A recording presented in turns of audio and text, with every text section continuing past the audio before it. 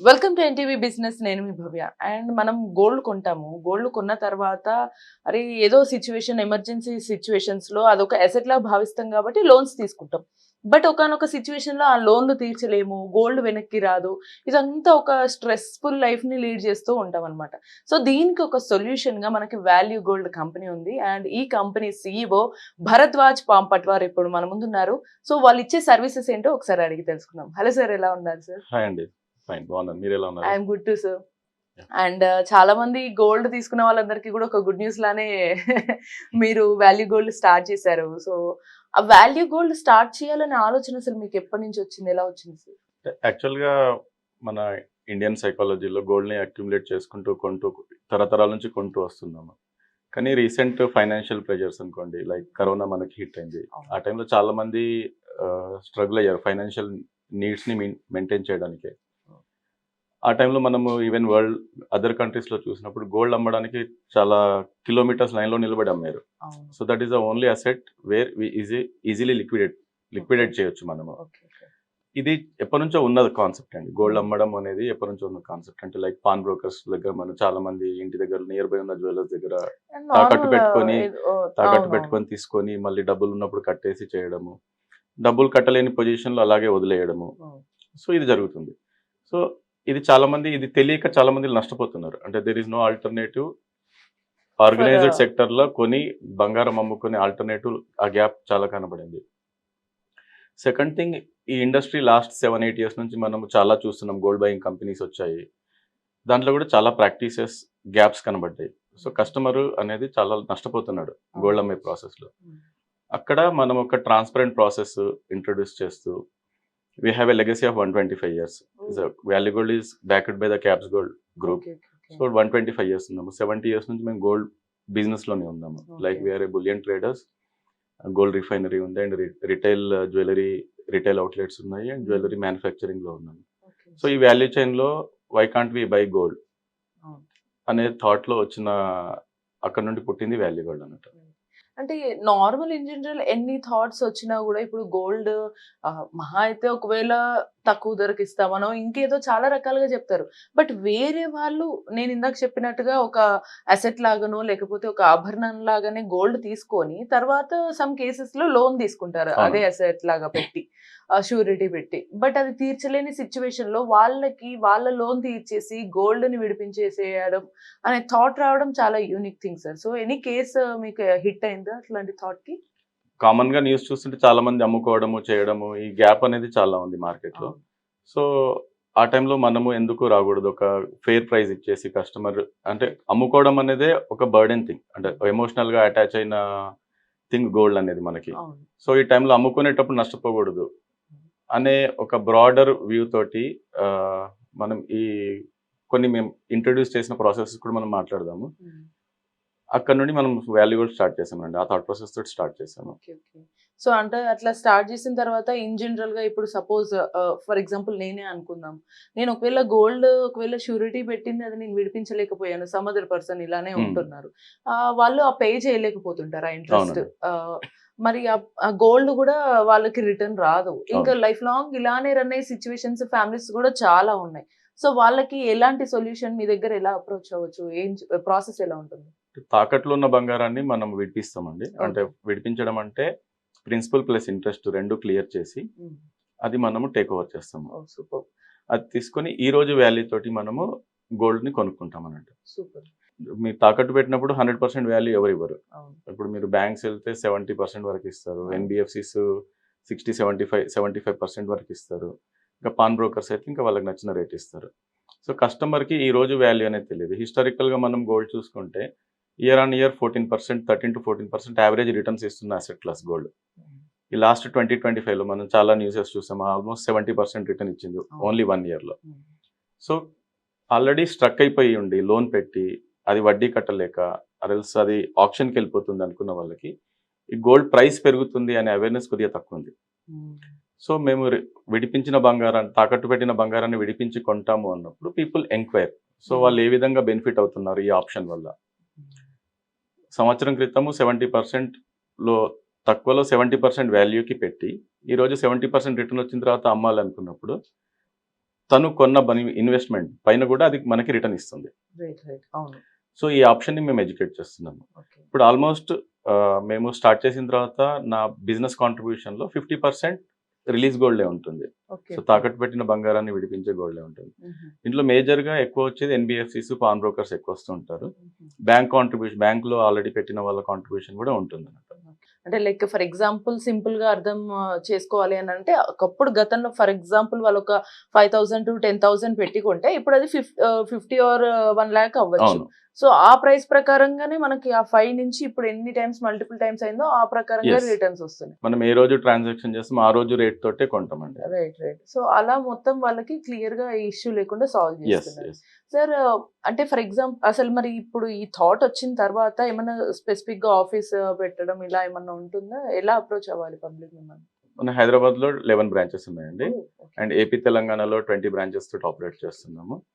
మనము 2023 సెప్టెంబర్లో brand launch చేసాము. Okay. So company incorporated in June 23. Hmm. Brand launch 23 సెప్టెంబర్లో 3 బ్రాంచెస్ తోటి చేసాము హైదరాబాద్లో. Okay. దెన్ ఈ ఫైనాన్షియల్ ఇయర్ స్టార్టింగ్కి 4 బ్రాంచెస్ ఉన్నాయి. Mhm. సో 26 ఏప్రిల్ నుంచి ఈ రోజు వరకు మనం 20 బ్రాంచెస్కి రీచ్ అయ్యాము. Wow. సో రీసెంట్ అంటే- మైల్ స్టోన్ ఏపీలో కూడా స్టార్ట్ చేసాము విత్ 7 బ్రాంచెస్ తోటి. Okay, okay. సో అలా ఎక్స్పాండ్ చేస్తూ బ్రాంచెస్ ని పెంచుతున్నారు అంటే ఈజీ అవైలబిలిటీ ఇస్తున్నారు ఎస్ అన్నమాట. ఎస్ అండి. అంటే మేజర్ బ్రాంచెస్ ఏమన్నా ఫ్యూ ఎగ్జాంపుల్స్ అంటే ఈజీ అప్రోచ్ కి ఎక్కడ ఉన్నాయి సార్ హైదరాబాద్ లో? హైదరాబాద్లో ఉప్పల్ ఏరియాలో, సికింద్రాబాద్, కుక్కట్పల్లి, చందన్ నగర్, మేజర్ ఏరియాస్ అన్నిట్లలో కూడా ఆల్ మేజర్ ఏరియాస్ కవర్ చేస్తున్నామండి. అండ్ ఒకవేళ సిటీలోనే కాకుండా కొన్నిసార్లు రూరల్ లోనే ఎక్కువ ఈ సమస్య టు బి ఫ్రాంక్ ఎక్కువగా కూడా ఉండొచ్చు. అవును. సో వాళ్ళు కూడా అప్రోచ్ అవ్వడానికి వాళ్ళకి కొంచెం ఎక్కువగా ఐడియా ఉండదు, అవేర్నెస్ కూడా ఎక్కువ ఇవ్వాల్సి ఉంటుంది. మరి వాళ్ళు ఎలా అప్రోచ్ అవ్వచ్చు?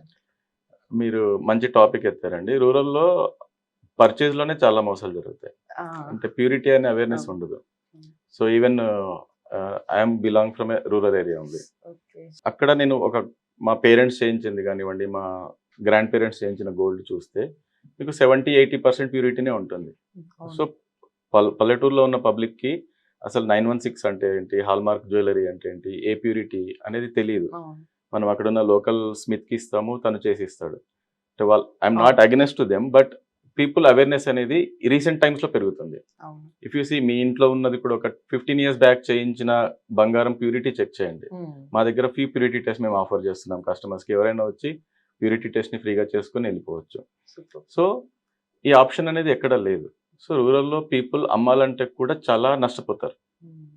దీని గురించనే మేము why can't we start mobile office అనే ఒక కాన్సెప్ట్ని తీసుకొచ్చి, ఇది సౌత్ ఇండియాలో ఎక్కడ లేదు. Some other companies operating with the limited scope తోటి చేస్తుంది. బట్ మనము ఎక్స్టెన్సివ్గా ఈ రూరల్ ఆఫీస్కి, రూరల్ ఏరియాస్కి వెళ్ళాలి, అక్కడ పబ్లిక్కి అవేర్నెస్ ఇవ్వాలి. కొనేటప్పుడు నష్టపోతున్నారు, అమ్మేటప్పుడు నష్టపోతున్నారు అనే థాట్ ప్రాసెస్ తోటి ఒక మొబైల్ ఆఫీస్, ఒక వెహికల్ని తీసుకొని దాంట్లోనే మా బ్రాంచ్ ఆఫీస్లో ఏమేమి ఎక్విప్మెంట్స్ ఉంటాయి అవన్నీ కూడా దాంట్లో ఇన్కార్పొరేట్ చేసి, let's say if I take example, ఒక నిజామాబాద్ అనే టౌన్కి వెళ్ళింది అనుకోండి, అక్కడ ఒక 4-5 days మా వెహికల్ ఉంటుంది. సో పీపుల్ నిజామాబాద్ చుట్టుపక్కల ఉన్న వాళ్ళందరూ వచ్చి అక్కడ ట్రాన్సాక్షన్ చేసుకొని, అంటే ఆఫీస్లో బంగారాన్ని కొనే పద్ధతులు ఏవేవి ఉన్నాయో అవన్నీ కూడా ఆ వెహికల్ నుంచి జరుగుతాయి. సో కస్టమర్స్ కి పేమెంట్ కూడా ఇమ్మీడియట్ పేమెంటే మేము చేస్తాం అన్నట్టు. అంటే లైక్ అక్కడ నుంచే ఒకవేళ సపోజ్ వాళ్ళు తాకట్టు పెట్టిన బంగారాన్ని కూడా విడిపించుకునే ప్రాసెస్ అంతా కూడా వాళ్ళు అక్కడ చేసుకోవచ్చు మొబైల్ బ్యాంకింగ్. అక్కడ ఇక్కడ డిఫరెంట్ ఏరియాస్ లో కూడా తిరగాల్సిన అవసరం లేదు, ఎవ్రీథింగ్ యూ డూ. అంటే మళ్ళీ వాళ్ళు ఒకవేళ వస్తే ఏమన్నా స్పెసిఫిక్ గా సర్టిఫికేట్స్ ఏమన్నా తీసుకురావాలి అనే థాట్స్ వస్తాయి కదా సార్, అంటే ఎలా రావాలి ఏంటి అని?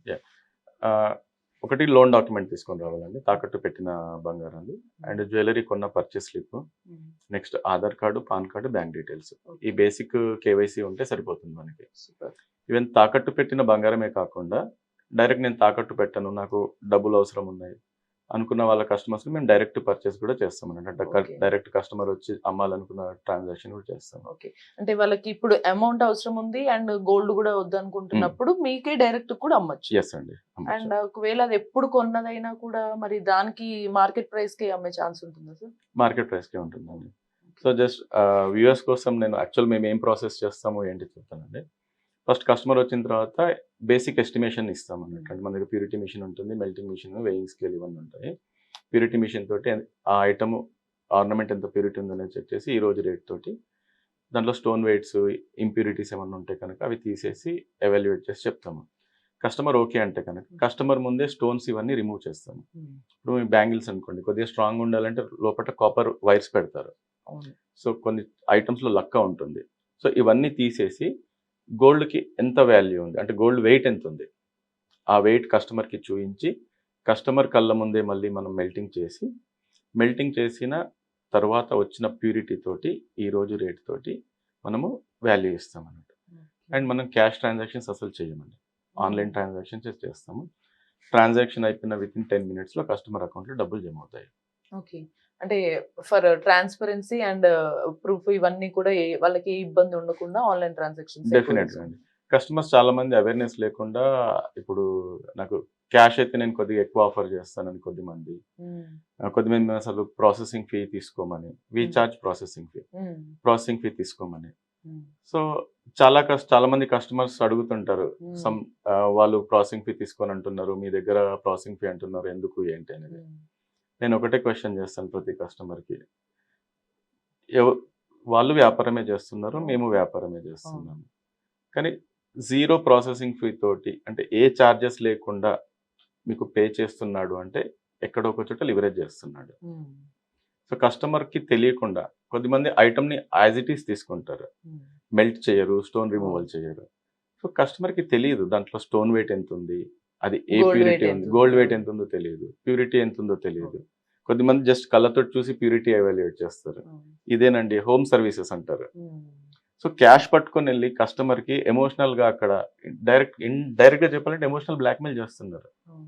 మీ ₹1,00,000 ఐటమ్కి ముందర క్యాష్ పెట్టి 80,000కి నేను వస్తుంది అంటే ఆ సిచ్యువేషన్లో కస్టమర్ ఇంకో దగ్గరికి వెళ్ళాలా, లేకుంటే సరే వచ్చింది అంటే ఆ ఎమోషనల్ బ్యారియర్ని ఈ బ్రేక్ చేయడానికి కస్టమర్ ముందు క్యాష్ పెట్టేసి ఎమోషనల్గా ఇచ్చేసేసి ఆ ఐటమ్ని తీసేసుకోవడం. చాలా మంది కస్టమర్స్ ఆఫీస్కి ఎందుకు, మాకు ఇంటికి రండి.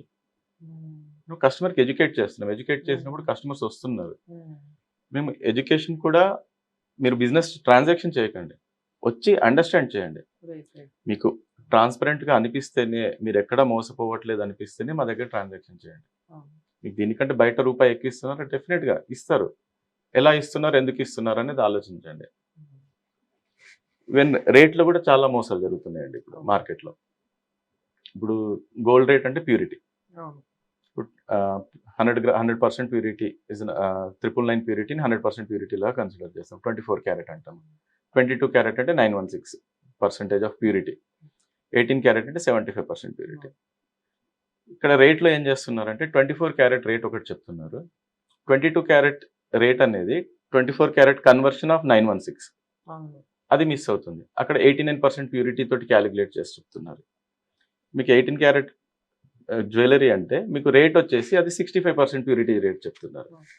కస్టమర్స్కి తెలియదు, అంటే they keep on questioning, sir మీకంటే వాళ్ళది రేట్ ఎక్కువ ఉంది. అంటే బేసిక్ థింగ్ ఏంటంటే అసలు మార్కెట్ లో గోల్డ్ వాల్యూ ఎంత ఉంది, అందులో వాళ్ళు యూజ్ చేసిన ఆర్నమెంట్ లో కావచ్చు, ఎనీథింగ్ అందులో గోల్డ్ ఎంత యూజ్ చేశారో తెలియకుండా, ఓకే ఇది పెద్ద సైజ్ కాబట్టి ఇంత సైజ్ ఇంతే ఉంటుంది, ఇంతకే ఇన్ని గ్రామ్స్ ఉంది కాబట్టి అనే థాట్ లో ఉంటున్నారు, కానీ రియాలిటీ వాళ్ళు అర్థం చేసుకోలేదు బేసిక్ గా. ఇది ఇంట్రడ్యూస్ చేయడానికి మనం స్టోన్ కూడా తీసేసిన తర్వాత, ఇంప్యూరిటీస్ తీసిన తర్వాత వెయిట్ చూపిస్తాము, అండ్ ప్యూరిటీ చూపిస్తాము, మెల్ట్ అయిన తర్వాత కూడా ప్యూరిటీ చూపిస్తాం. మా ఆఫీస్లో కస్టమర్స్ కూడా మేము ఏం చెప్తామంటే, మీరు back side of the table వచ్చి కూర్చొని ట్రాన్సాక్షన్ చూడండి. అంటే అంత ధైర్యంగా ఎందుకు చెప్తున్నాము, సో వీఆర్ ఆ level of transparency each and every step అనేది మనం మెయింటైన్ చేస్తున్నాం.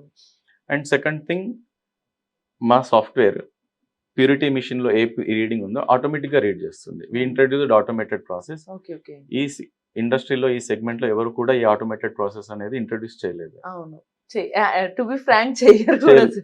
సో అంటే మా థీమ్ ఒకటే అండి, ఐ మీన్ అమ్ముకోవడమే ఇబ్బందికరమైన విషయము, అటువంటి ఎమోషనల్ అటాచ్మెంట్ ఉన్న దాంట్లో కస్టమర్ని మోసం చేయొద్దు.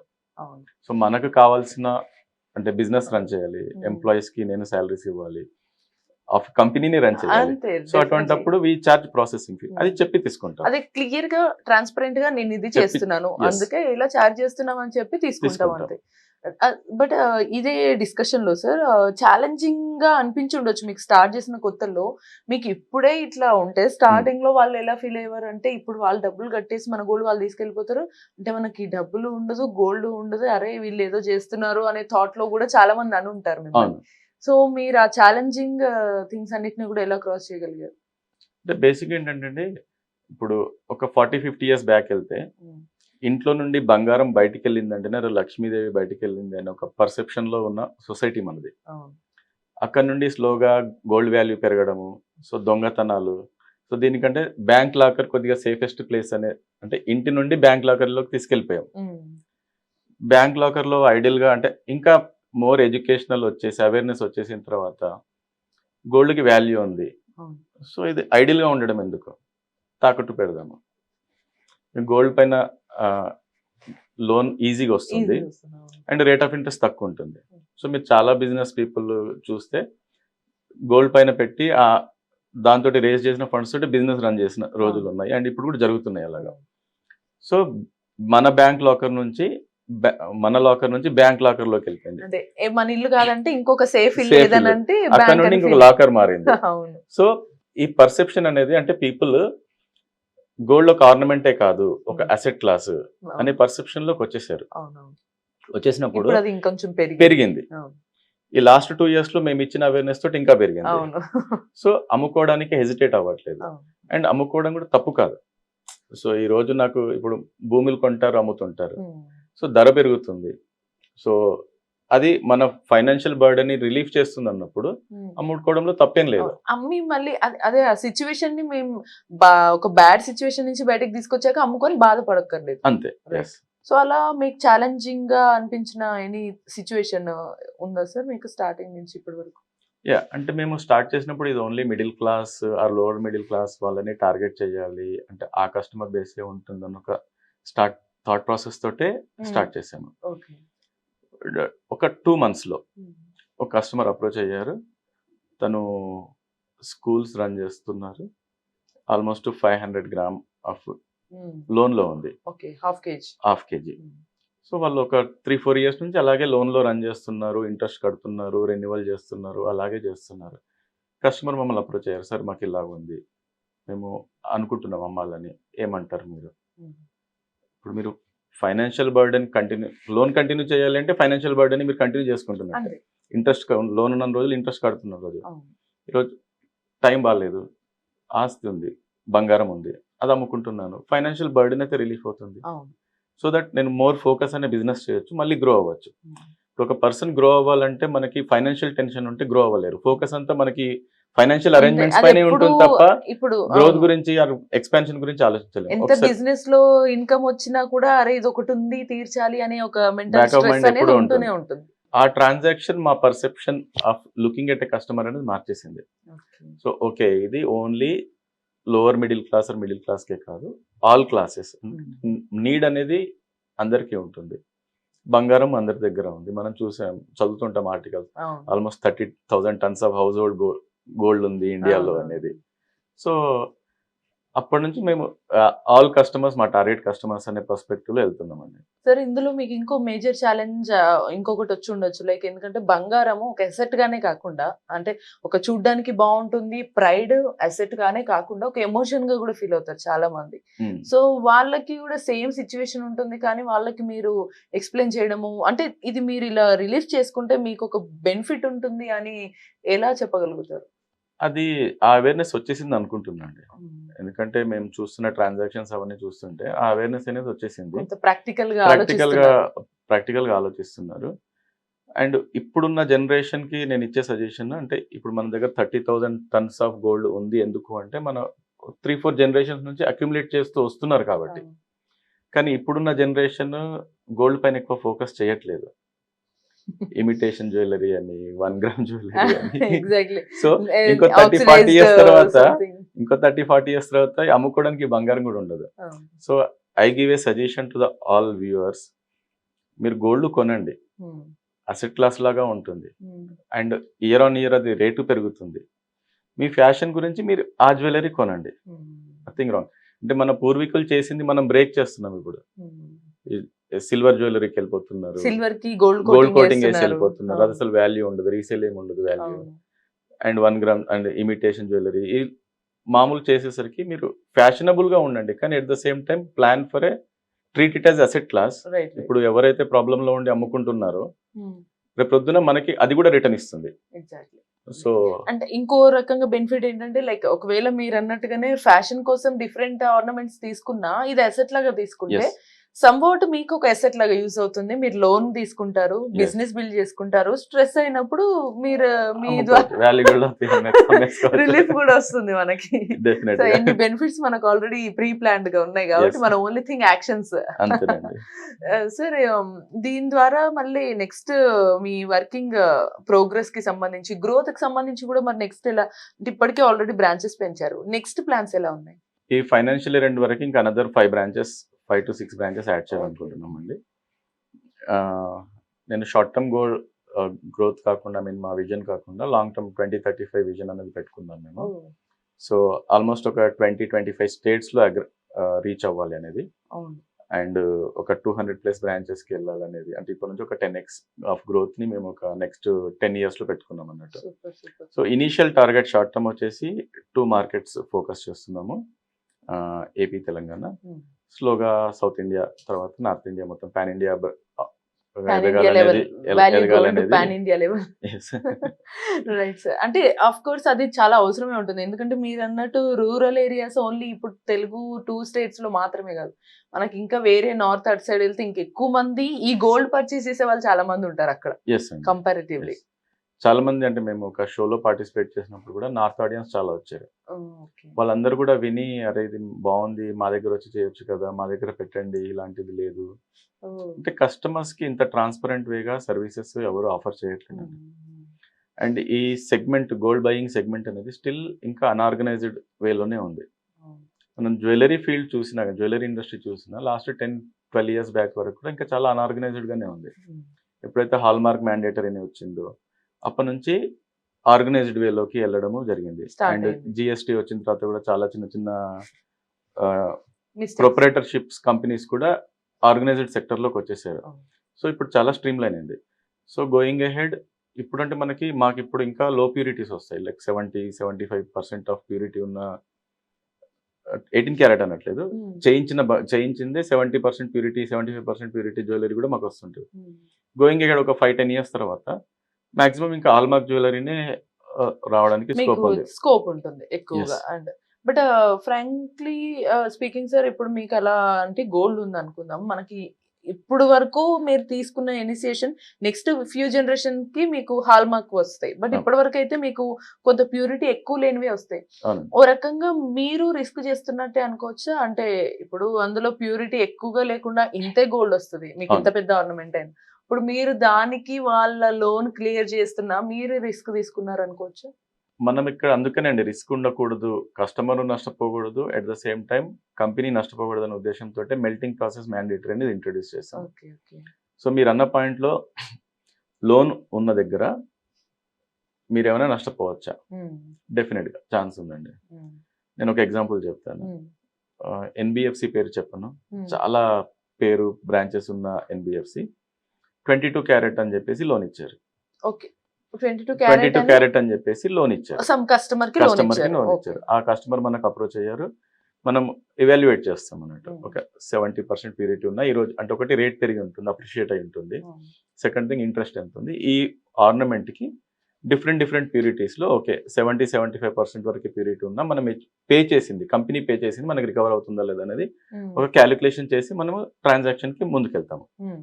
ఆ విధంగానే ఆ ట్రాన్సాక్షన్కి ముందుకెళ్ళాము, తెచ్చాము, కరిగిచ్చాము, చూస్తే సిల్వర్. Oh my God. కానీ So- వాళ్ళది 22 క్యారెట్ అని చెప్పేసి లోన్ So- ఇచ్చారు. ఆర్బీఐ గైడ్ లైన్స్ ఫాలో అవుతున్న ఒక ఎన్బిఎఫ్సి 22 క్యారెట్ అని చెప్పి లోన్ ఇచ్చారు. సో దీంట్లో ఏంటంటే లోన్ తీసుకునేటప్పుడు కూడా చాలా మాల్ ప్రాక్టీసెస్ జరుగుతుంటాయి. ఈవెన్ ఆ కస్టమర్కి తెలియదు, కస్టమర్ ఒక విధంగా మోసపోయాడు, చేయించుకున్న దగ్గర తనకి తెలియకుండా సిల్వర్ దానిపైన గోల్డ్ కోటింగ్ చేశారు. సో ఇలాంటివి ఆల్మోస్ట్ ఈ 2 yearsలో ఓన్లీ 1 ఇన్సిడెంట్ జరిగింది.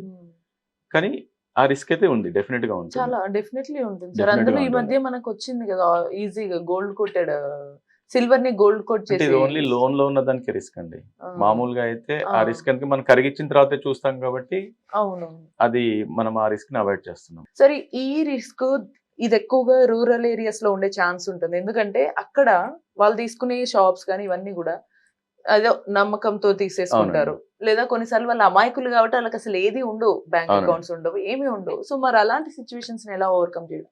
ఇది ఎక్స్పెక్ట్ చేసి వెహికల్ వెళ్ళిన తర్వాత మాకు ఫస్ట్ వచ్చిన resistance from A local community people. Okay. So మేము ఫ్రీ ప్యూరిటీ టెస్ట్ అనేది ఆఫర్ చేస్తున్నప్పుడు వాళ్ళు ఎక్కడ ఎక్స్పోజ్ అవుతారో అనే ఒక భయంతో చాలా రెసిస్టెన్స్ వచ్చింది. దెన్ మాకు వార్నింగ్స్ వచ్చాయి, థ్రెట్ వార్నింగ్స్ వచ్చాయి. అక్కడ ఎవరైతే అమ్మారో వాళ్ళ నుంచి వాళ్ళ నుంచి థ్రెట్ వార్నింగ్స్ వచ్చాయి. మీరు మా దగ్గర వెహికల్ ఎలా పెడతారు మా ఊర్లో, మేము మీ వెహికల్ ని బ్రేక్ చేస్తాము, మీ డ్యామేజ్ చేస్తాము. మేము పోలీస్ పర్మిషన్స్ తోటి, గవర్నమెంట్ పర్మిషన్స్ తోటి అలాగే మనం వెళ్ళాము. సో మనం ఎక్కడ మోసం చేయట్లేదు. అండ్ మీరు అన్నట్టు రిస్క్ ఫ్యాక్టర్ అండ్ ఇంకొక ఛాలెంజింగ్ వచ్చేసి క్యాష్ ట్రాన్సాక్షన్. చాలా మంది క్యాషే కావాలి మాకు అని అడగడం అనేది జరిగింది. కానీ బ్యాంక్ అకౌంట్స్ అనేవండి ఇప్పుడు అందరికీ ఉన్నాయి. మనకి జీరో అకౌంట్స్ ఒక 7-8 years బ్యాక్ స్టార్ట్ అయినప్పుడు so everybody is having a bank account.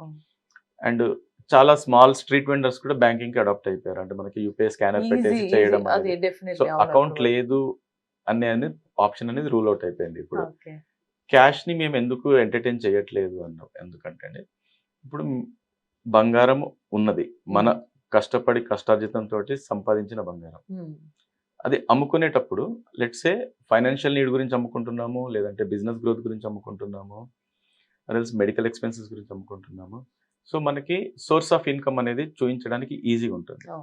ఇప్పుడు మన ఇన్కమ్ ట్యాక్స్ లా ప్రకారమే వైఫ్, హస్బెండ్, డాటర్, సన్ ఉంటే ఒక 900 grams to 950 grams వరకు మనం డిక్లేర్ చేయని గోల్డ్ మనం హోల్డ్ చేసుకోవచ్చు. ఆ రైట్ మనకు ఉంది. సో అటువంటిప్పుడు కేజీ అమ్ముకునే కెపాసిటీ ఉన్నప్పుడు కూడా, అంటే నా దగ్గర బిల్ లేదు కొన్నప్పుడు, కానీ అమ్మినప్పుడు నాకు బ్యాంక్ అకౌంట్ నుంచి వస్తే ఇబ్బంది అవుతుంది అనేది ఆ అపోహ అనేది తీసేయాలండి.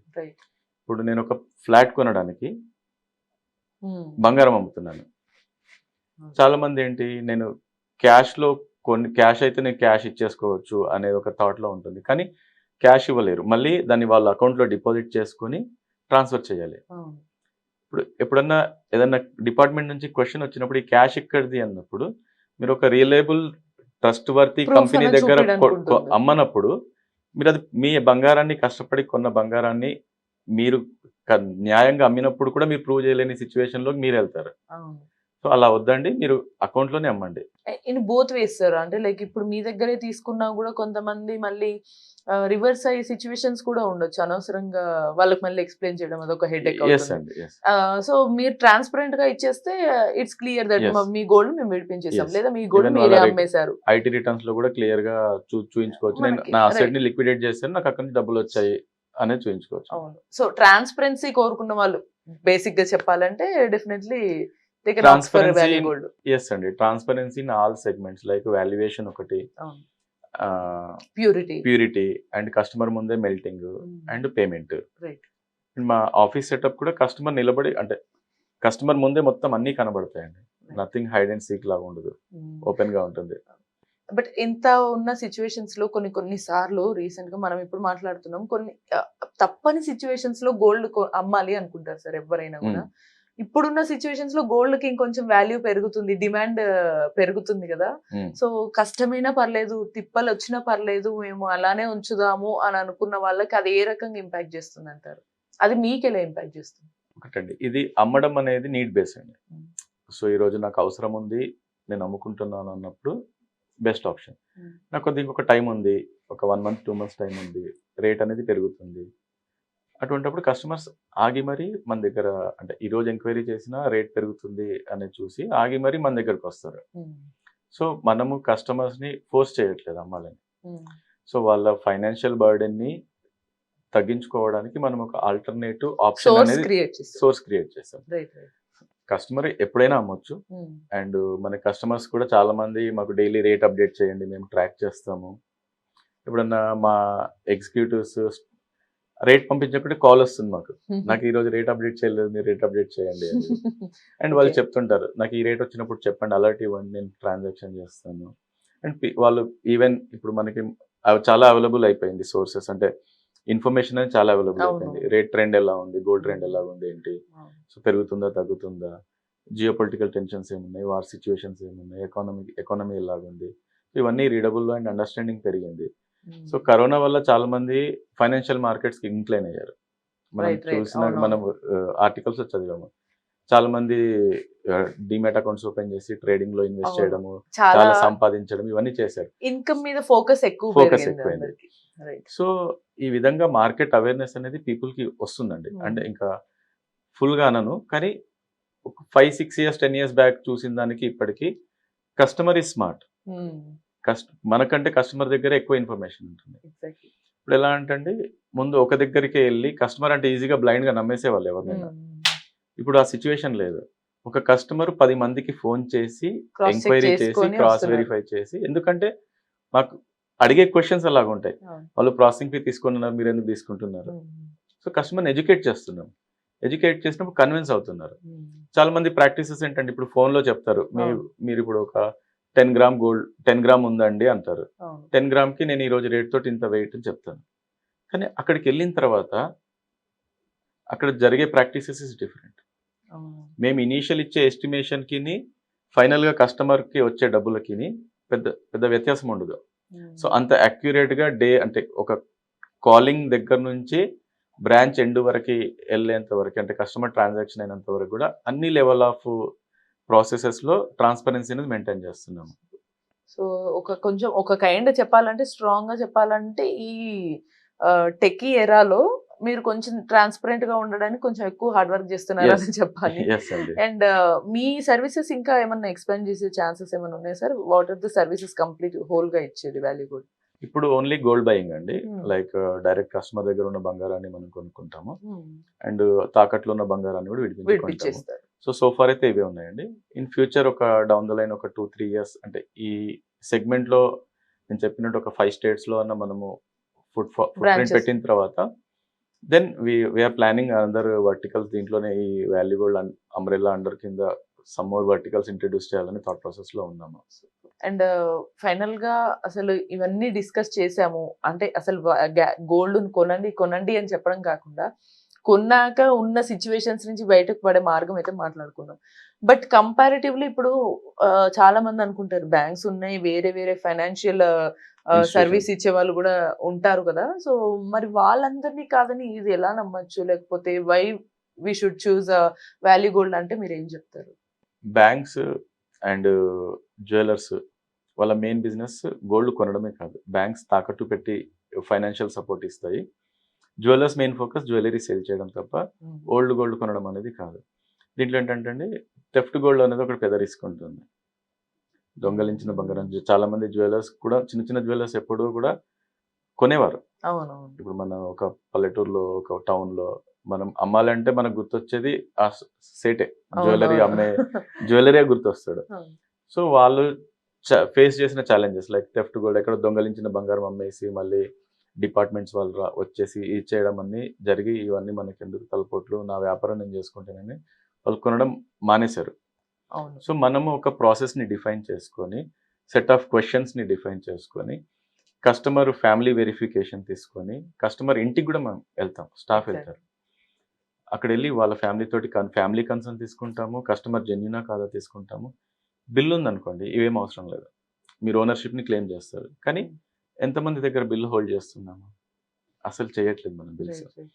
కాబట్టి ఒక సెట్ ఆఫ్ ప్రాసెస్ని డిఫైన్ చేసుకొని ఆ రిస్క్ని కూడా అవాయిడ్ చేస్తూ మనము ఇది ఇంట్రొడ్యూస్ చేసాం. Thank you so much. చాలా డీటెయిల్డ్ గా ఇప్పుడు వాల్యూ గోల్డ్ లో ఓకే గోల్డ్ అమ్మచ్చు అనే థాట్ ఇచ్చాం, కానీ అమ్మితే ఏ రకంగా మనకు ఫ్యూచర్ లో కూడా రిస్క్ లేకుండా ట్రాన్స్పరెంట్ గా బిల్స్ కూడా మన చేతిలో ఉంటాయి అనడానికి. అవునండి, అంటే మేము ప్రతి ట్రాన్సాక్షన్ కి కూడా మేము రిసీట్ ఇస్తామండి. మన దగ్గర అమ్మినట్టు కూడా ప్రూఫ్ మనం ఒక డాక్యుమెంట్ ఇస్తాము. ఇస్తాము. ఎలాగో ఇది ఆన్‌లైన్ లో కూడా మనకు Yes. ఉంటుంది కాబట్టి easy Yes. To Easy access to- అన్నమాట. yes అండి. Super. Thank you so much sir for your Thank- time. చాలా thanks అండి. డీటెయిల్ గా ఎక్స్ప్లెయిన్ చేశారు. సో మీకు కూడా ఒకవేళ గోల్డ్ ఉంది, సిచ్యువేషన్స్ బాగాలేవు, నేను దాన్ని అమ్మాలనుకుంటున్నా లేదా తాకట్టు పెట్టిన గోల్డ్ ని విడిపించాలి అని అనుకున్నా, మీకు ఇప్పటికే అర్థమైపోయింది మనకు ఒక సొల్యూషన్ వచ్చేసింది, వాల్యూ గోల్డ్. సో ఇటువంటి మరిన్ని ఇంట్రెస్టింగ్ అండ్ ఇన్ఫర్మేటివ్ వీడియోస్ చూడాలి అని అనుకుంటే కీప్ వాచింగ్ ఎన్టీవీ.